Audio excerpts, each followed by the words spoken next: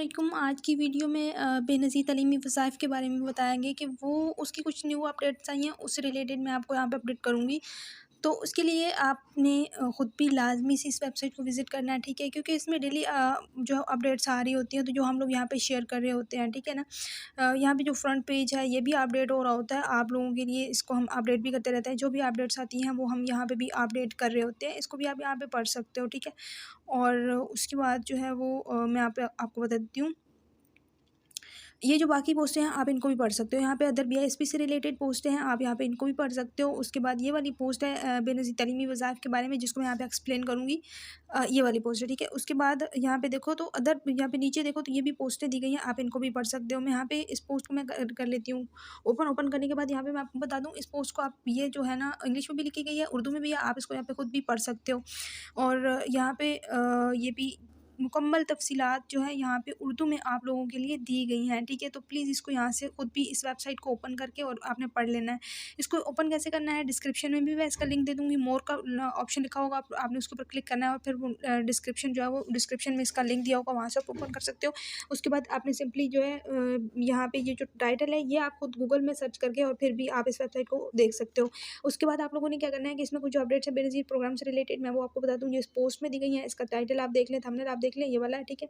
और इसमें कुछ अपडेट ये दी गई है कि बेनज़ीर तालीमी वज़ाइफ़ की जो रजिस्ट्रेशंस है, उसमें वो ख़वातीन जिन्होंने रजिस्ट्रेशन अपनी दोबारा से नहीं कराई, यानी उनकी रजिस्ट्रेशन को 2 साल मुकम्मल हो गए हैं, 3 साल हो गए हैं और उन्होंने दोबारा रजिस्ट्रेशन नहीं कराई, वो पैसे ले रही हैं।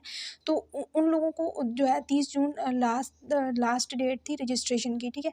तो उन लोगों ने रजिस्ट्रेशन उन लोगों को लाज़मी करवानी चाहिए थी। अगर उन्होंने नहीं करवाई और उन लोगों का जो डाटा है वो अपडेट हुआ है, तो उनकी और उनके जो बच्चे हैं, उनका वज़ीफ़ा बंद हो जाएगा, ठीक है?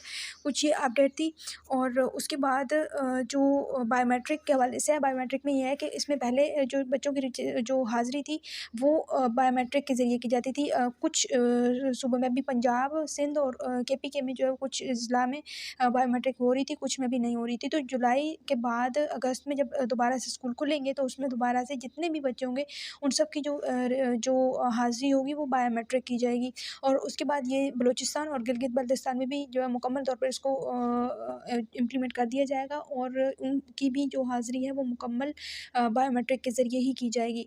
और इसमें हाँ, अदर ये डिटेल देनी थी कि जो कुछ ख़वातीन रजिस्ट्रेशन बहुत ज़रूरी होता है, हर 2 या 3 साल के बाद आप लोगों को रजिस्ट्रेशन करवाना है, क्योंकि उसके बाद आप लोगों के पैसे बंद कर दिए जाते हैं।